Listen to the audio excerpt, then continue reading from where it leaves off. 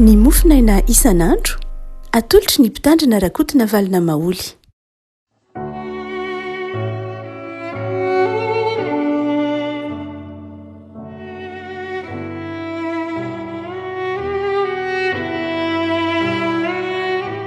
Falmerahaba tsika riavako malala tratra ity alakamisy fa 20 ny volana aogositra ity.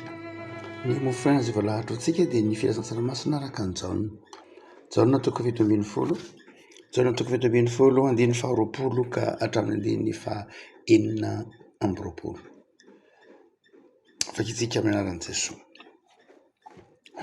Nefa tsy ho an'ireo tiany no angatahiko fa ho an'izay mino ahy koa no ny teniny mba ho ray an'izy rehetra. Tahaka anao ray ato amiko ary izako ao aminao mba ho ao amintsika koa izy. Mba hainao izao tontolo izao fa ianao naniraka ary nomeko azy ny voninahitra izay menao ahy mba ho iray izy tahaka ny maha-iray antsika. Izaho ao aminy ary ianao ato amiko mba ho tanteraka ho iray izy, mba ho fantatra izao tontolo izao fa ianao efa naniraka azy sady efa tia azy tahaka ny tiavanao aho. Raha io tiako mba ho any amiko, ho any amin'izay toeraka ireo izay nomenao ahy, mba hahita ny voninahitra nomenao ahy izy fa efa tia ianao fony tsy mbola ary ny fanorenana izao tontolo izao.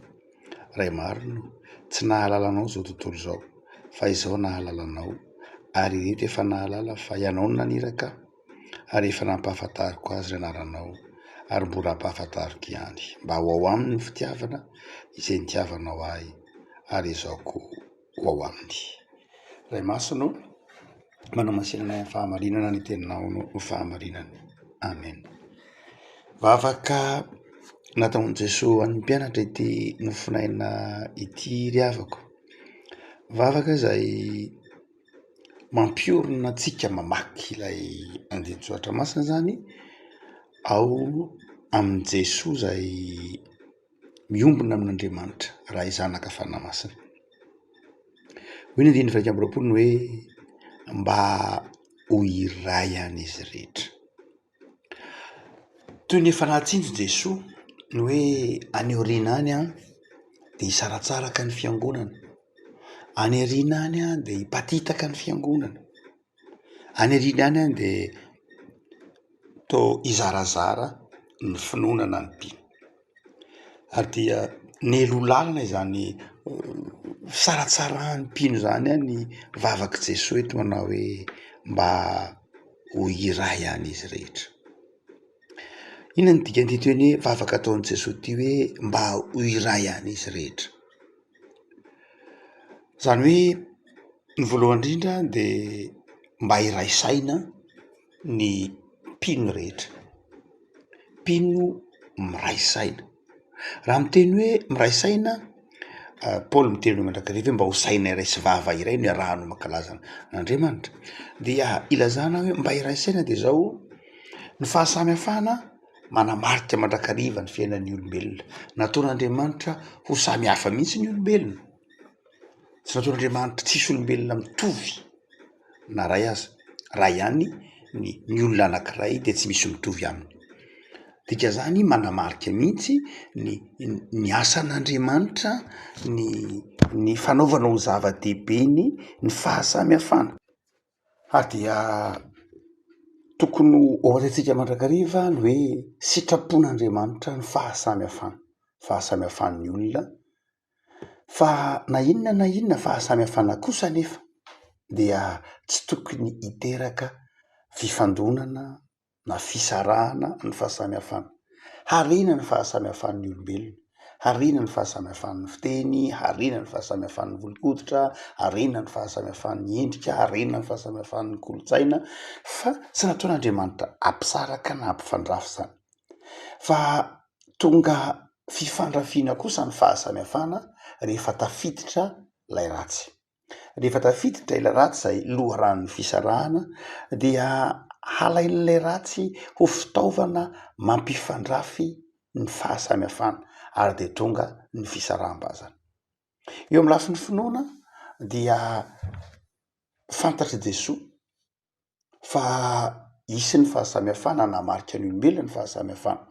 saingy eto Jesosy dia nanao hoe mba ho ray ihany izy rehetra, ho ray saina izy rehetra, zany hoe tsy misara-tsaina izy, tsy mifandrafy izy, samy manana ny fomba fijeriny momba ny baiboly ohatra, momba ny tenin'Andriamanitra, arakaraka ny toerana misy ny olona avy. Mety ho samihafa ny fahatakaran'ireo ny olona any Afrika ny zoatra masina arakaraka ny fitarihan'ny fanahy masina azy, arakaraka ny kolotsainy. Mety ho samihafa amin'izay iainana ny Europa, amin'izay iainana ny Azia. Ny tompo dia iray ihany, ny baiboly sy ny Andriamanitra dia iray ihany, saingy zao mety ho samihafa zany arakaraka ny tarihin'ny fanahy masina, arakaraka izay tarihin'ny fanahy masina iainana any amin'le faritra misy ny olona tsirairay avy. Saingy zao tsy miteraka fifandrafiana zany, tsy miteraka fifampitsarana zany, tsy miteraka fisarahana zany. Tsy sitrapon'Andriamanitra zany raha tsorona ny fifandrafesan'ny samy mpino, ny fifandrafesan'ny samy fiangonana, satria ny tompo dia iray ihany. Lanitra iray ihany ny idirana, filazantsara iray ihany no toriana, hazo fijaliana iray ihany no ambara no toriana sy fijona vavolombelona. Noho zany dia ny sitrapon'Andriamanitra dia zao mba ho iray ihany ny fiangonana. Fa ny faharoa rehefa miteny Jesosy hoe mba ho iray ihany ilay vavaka, iray saina, fa izao koa tena iray finoana koa.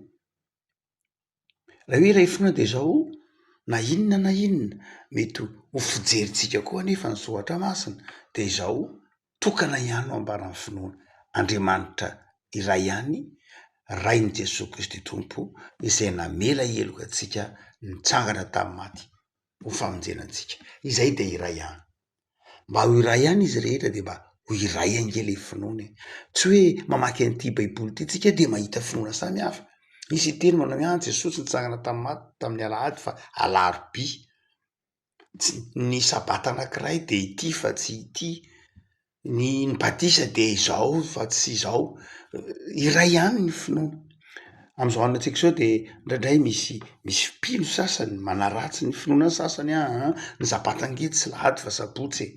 Misy mpino sasany manaratsy manao hoe manaratsy ny hafa manao hoe ny batisa nareo angety tsy izy fa ity ny tena batisa tena izy. Ireny dia endrika hamantarana fa tsy iray ihany ny finoana, fa mety ho samihafa ny fijerintsika, mety ho samihafa ny fitenintsika, mety ho samihafa ny toerana misy antsika, mety ho samihafa ny fomba fijerintsika n'Andriamanitra araka an'izay mety ho amakiantsika ny baiboly. Fa izao ny fanahy masin'Andriamanitra sy ny baiboly dia mitaona antsika ino Andriamanitra tokana, ino famelan-keloka iray ihany, ary ino ny Jesosy tompo sy mpamonjy izay maty indray maka atao amin'ny hazo fijaliana raha andresy ny fahafaterana ao antsika. Noho zany dia eto Jesosy dia miteny manao hoe mba ho iray ihany ny finoana. Ilay havako amin'izao andro eo antsika izao dia te hitaona antsika Andriamanitra hanao zava-dehibe ny firaisam-pinoana. Tsoran'Andriamanitra antsika fa itsika amin'izao andro ankehitriny izao dia zanaky ny ekumenisma. Ny FJKM dia zanaky ny ekumenisma. Ny FJKM dia teraka tao anatin'ny ekumenisma, fiangonana telo samy hafa, marina fa samy réformé no nanome ny FJKM. Saingy ny tsy tokony adoroana dia ny FJKM dia nateraky ny fiombonana fiangonana na fiangonana teraky ny asa misiona samy hafa.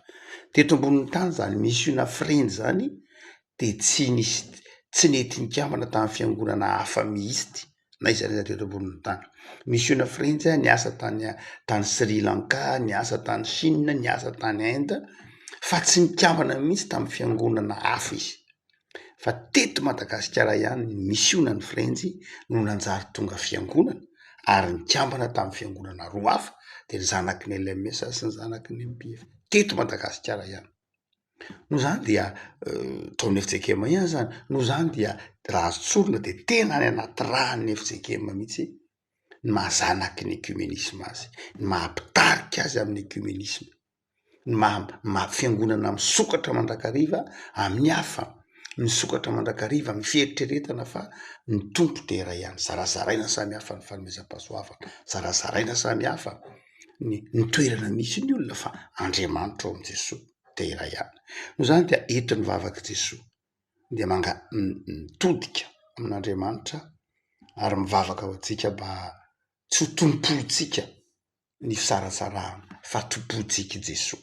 Fa rehefa manompo an' Jesosy tsika dia rava ho azy ny fisaratsarahana. Ny fahasamihafana mitohitra foana iny. Fa ny fisarahana sy ny fifanaratsiana kosa dia tsy mana-toerana ao am-pino izay miorona amin'ny finoana an' Jesosy. Ho ny fahatelo zay asehony ity vavaka ity koa raha miteny manao hoe mba ho iray ihany izy rehetra. Tsy ny finoana ihany no iray, tsy hoe saina iray ihany, fa izao iray aina mihitsy, iray aina. Zany hoe fiangonana mety ho samihafa ny misy antsika, fa iray aina. Zay marary ny fiangonana anankiray, marary ny fiangonana anankiray. Rehefa enjehina, hitantsika nitranga tamin'ny tantaran'ny fitoviana filazantsara nataon'i Paoly, sahirana de sahirana ny fiangonana tany Jodia, tany Jerosalema. Betsaka reo olona sahirana, betsaka reo olona nahantra, betsaka ny olona nenjehina tany Jerosalema. De ny fiangonana taty amin'ny Azia Minora, taty Filipy, taty Korino, taty Galaty no nanangom-bola nanampiana ny fiangonana tany Jerosalema. Hitantsika amin'ny Korintianina faharoa toko 9 fa 7 zany fanangonam-bola nataon'ny apôstôly Paoly zany mba hanampiana n'ilay fiangonana tany Jerosalema iray aina. Ary zay fiangonana iray aina zay ny tiany ny tompo miandry ny fiaviany. Tsy fiangonana mitsitokotoko hoe ny sasany aty fiangonana manan-karena, ny sasany kosa misy fiangonana mahantra, ary misy tsy de hoe misy fiangonana mahantra moa, fa ataontsika hoe fiangonana mandalo fahasahiranana, na mpanompon'Andriamanitra mandalo fahasahiranana, fiangonana iray aina. Satria iray fanompona, satria iray tanjona, satria iray fiaviana de ao am' Jesosy Kristy tompo. Noho zany dia raha miteny Jesosy manao hoe mba ho iray ihany izy rehetra, de zao maniry sy mivavaka izy mba ho fiangonana miombi-piainana, miara-mitondra ny mavesatra. Ary zay ange ny fanahiny reny ataontsika hoe kitapo fiombonana natsangan'ny FJKM reny, zay ny fanahiny reny fiombonam-bavaka atao tseroa, zay ny fanahiny reny ataontsika hoe FFKM reny, zay ny fanahiny reny fiombonana ataontsika hoe FFPM reny, ilazana fa iray aina ny fiangonana. Marina fa eo mandrakariva le maha olombelona mpanota atsika eto ambonin'ny tany, ary manamarika ny fiangonana foana ny maha olombelona azy. Fa izao tokony ataon'ny fiangonana tanjona, tokony ezahan'ny fiangonana fiainana isan'andro ny hoe fiangonana iray aina. Tenin'ny Paoly manokana io ao amin'ny Romanina toko 12, miara mitondra ny mafy, miara mitondra ny mavesatra, miombona miara mitondra hazo fijaliana satria iray aina.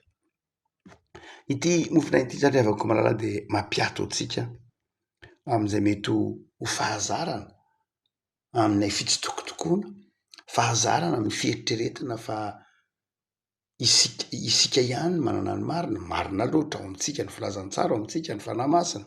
Fa izao tiany ny tompo ny eritreretantsika fa manana ondry hafa be dehibe koa ny tompo. Ivelan'izay mety misy fiangonana misy atsika, ivelan'izay mety misy fitandremana misy atsika, dia manana ondry hafa koa ny tompo. Ka tiany tompo ny isokafantsika amin'ny fijerena azy reny amin'ny maha iray tampo, fa tsy amin'ny maha olo-kafa-tsy akory. Zay ny dikany teny hoe mba ho iray ihany izy rehetra rakely indrindra. Fa izay manaitra koa amin'ny tendiny ny repetatana-tsika ety dia ny fitaoman'ny tompo, mivavaka atao amin'ny tompo mba ahitantsika ny voninahitry ny tompo. Hoy izy amin'ny andininy fa efatra amby roapolo manao hoe tiako mba ho any amiko am'izay toerako ireo mba hahita ny voninahitry ny mena ho azy. Zany hoe mivavaka Jesosy zany de mba hahatongavantsika ao amin'ny fanjakan'Andriamanitra ka hahita ny voninahitry zany zanak'Andriamanitra izany. Mivavaka Jesosy eto ho atsika mba hahatonga atsika ho ao amin'ny fanjakan'Andriamanitra. Eto ambonin'ny tany sika de taon'ny tompo iray aina, iray saina, iray finoana, iray fanompona.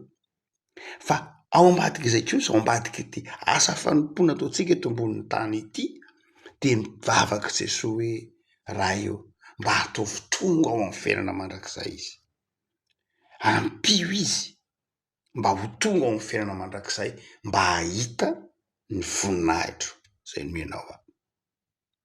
Satria nahoana satria nihita amin'ny mpianatra nihita ny fiangonana tamin'i Jesosy mantsy dia ilay Jesosy vao omby tao amin'ny hazo fijaliana. Ilay Jesosy nitondra ny mafy, ilay Jesosy nenjehina, ilay Jesosy nororana ary nahatonga ny mpianatra nidy amy an-trano Jaona. Izay ny hoe nihita ny mpianatra teo amin'ny Jesosy. Dia ilay Jesosy izay olombelona marina fa hita ny fandreseny izy fitsanganana tamin'ny maty, fa tsy mbola ampy izay ho Jesosy fa mila hitanareo mihitsy ny voninahitra izay miandry anareo amin'ny fanjakan'Andriamanitra. Dia ito Jesosy mivavaka manao hoe ataovy mba hita ny Andriamanitra. Vonjeo izy ataovy zay atonga azy ao amin'ny fanjakanao mba hahita ny zavatra ny voninahitra nomenao fony tsy mbola ary ny fanorenana izao tontolo izao.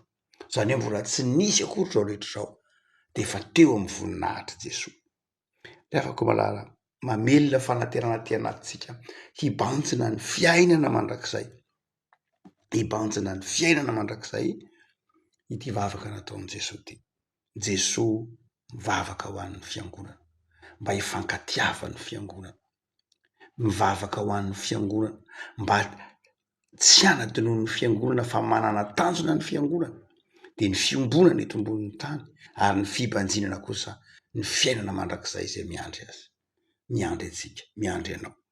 Egenavako malala hitoetra amin'ny finoana ianao ka ho tia hisokatra amin'ny mpiara-mivavaka aminao, amin'ny mpiray finoana aminao, ka ataonao ariana izay mety ho fahasamihafana eo amin'ny samy fiangonana miombona amin'ny fononan'i Kristy, nefa indrindrandrindra koa ataonao zava-dehibe ny fibanjinana, ny fiainana mandrakizay, hahita ny voninahitry Jesosy, hahita ny voninahitry'Andriamanitra, hahita ny mandrakizain'Andriamanitra izay nampanantenainy ho an'ny hivavaka isika.